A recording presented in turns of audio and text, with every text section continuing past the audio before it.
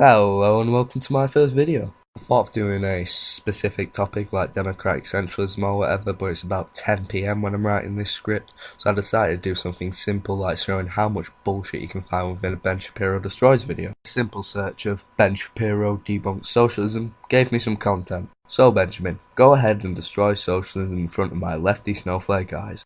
I debate socialists all the time, and their only real comeback is, oh, that's not real socialism, or that's not real communism. Is there any way to really get around that and try to make them see that, look, just because your version of socialism, that magical fantasy land version of socialism, has not been tried, doesn't mean that socialism is an acceptable concept? Yes. So the problem is that you're arguing with them in terms of the effectiveness of socialism. So what that argument is, you say socialism doesn't work, it fails everywhere, it makes people poor and miserable, right? So our first real bit of argument, disregarding the guy that probably thinks Bernie Sanders is a Maoist in the crowd, socialism made everyone poor and miserable. Unlike an ANCOM or an Ultra, I do believe the USSR was socialist. So let's use ye old facts and logic to see if this example of socialism led to big sad 1984 dystopia. If the USSR made everyone poor, you'd expect these three things to happen after the overthrow of the Tsar. A considerable drop in living conditions, industrial growth slowed, and geopolitical status lowered, as the other countries would have nothing to fear of a poor nation.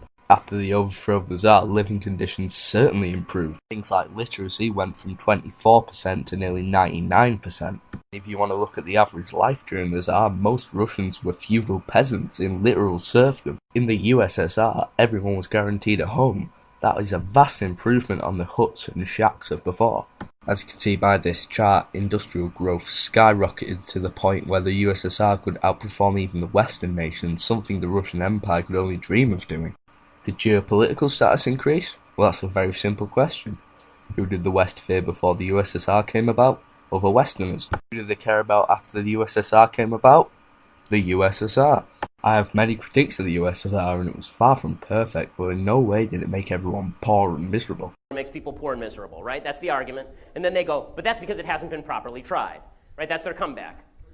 So here is the actual argument that works with socialism. It is immoral to steal from people, even if you vote to steal from people.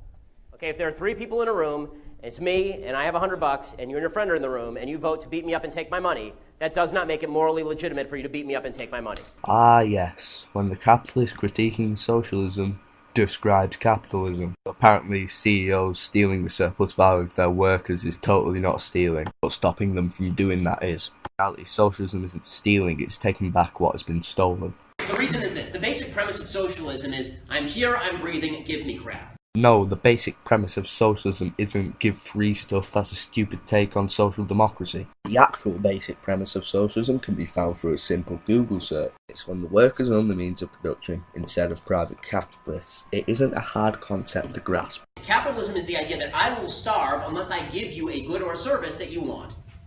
Right? If I don't give you something that you want, I'm not going to eat tonight. It's forced altruism, effectively. Right? We have to have a trade. We have to come to some sort of consensus. I have to give you something cool, and you have to give me something cool.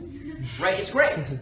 And brings up, under capitalism, everyone has to sell stuff. Whilst I hate to break out the old sound goods on paper argument, it was really apparent in this situation. Whilst buying and selling products may be good, these products are made through exploitation. Let me explain. Let's say a boss has a machine to make a product. It costs £50 to upkeep this machine, and it costs £50 to pay a worker to use the machine. To make a profit, he must sell his product for £200. I'm a mathematician, but if the initial costs were £100 and the eventual price of the product was £200, then the worker must have contributed £100 of labour.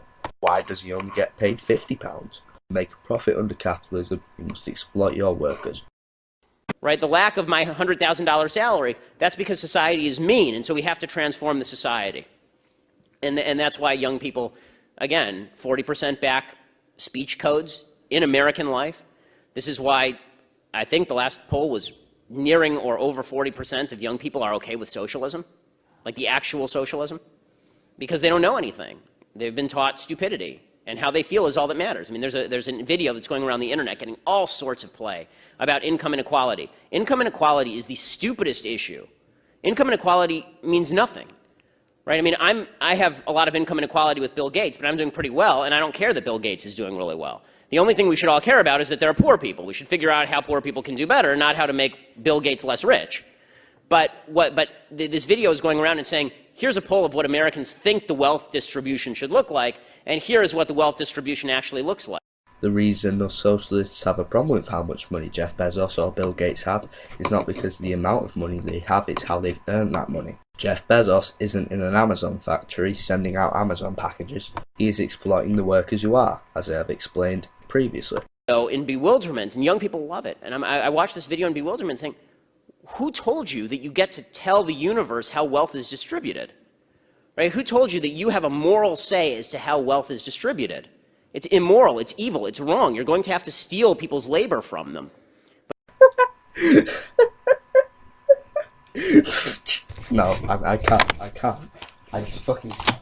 Thanks for watching my first video. I know the audio quality is god-awful. I just haven't got a proper microphone yet. I'll sort it out soon enough. But thank you for enduring to this point in the video. And I guess I'll see you in the next one. If I even make a fucking next one.